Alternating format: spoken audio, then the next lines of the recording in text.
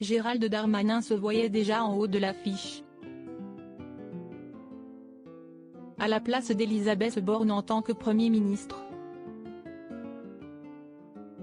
Sauf qu'Emmanuel Macron en a décidé autrement. Une décision qui resterait en travers de la gorge du ministre de l'Intérieur qui se traîne un surnom peu glorieux. Le dernier remaniement du gouvernement, annoncé le 19 juillet, n'a pas fait que des heureux.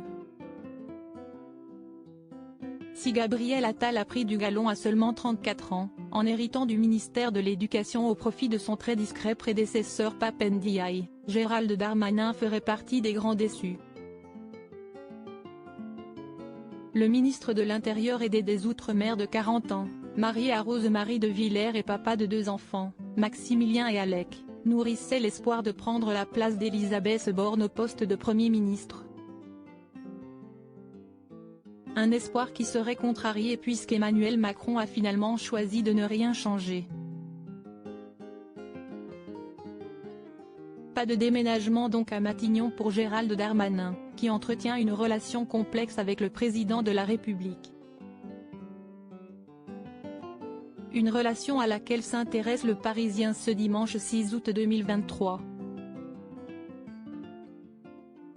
Bien qu'Emmanuel Macron n'a pas manqué de faire les éloges de son ministre de l'Intérieur lors de son interview donnée depuis Nouméa à la fin du mois de juillet, pour TF1 et pour France 2, Gérald Darmanin a prévu un coup qui a fait grand bruit, organiser une rentrée politique en solo le 27 août prochain dans son fief de Tourcoing, en son nom propre et pas sous celui du gouvernement d'Emmanuel Macron.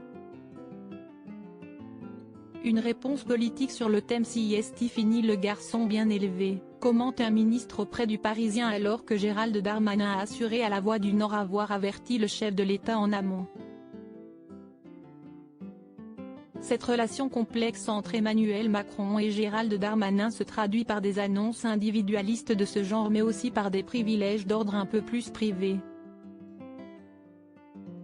Le Parisien rapporte en effet que le président de la République et le ministre de l'Intérieur ont dîné avec leurs épouses respectives il y a quelques semaines.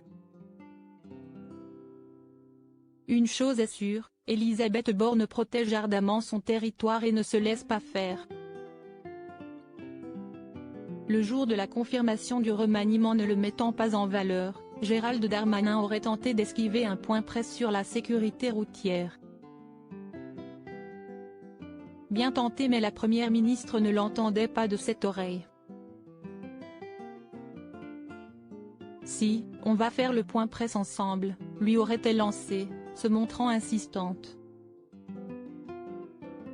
Avec l'annonce de sa rentrée politique en solo, Gérald Darmanin voit le retour de l'un de ses surnoms peu flatteurs, voire méchants comme le dit le Parisien, is no good, francisation de l'expression anglophone is no good, il n'est pas bon. Pas de quoi effrayer le ministre de l'Intérieur habitué aux critiques, comme tous les autres membres du gouvernement d'ailleurs.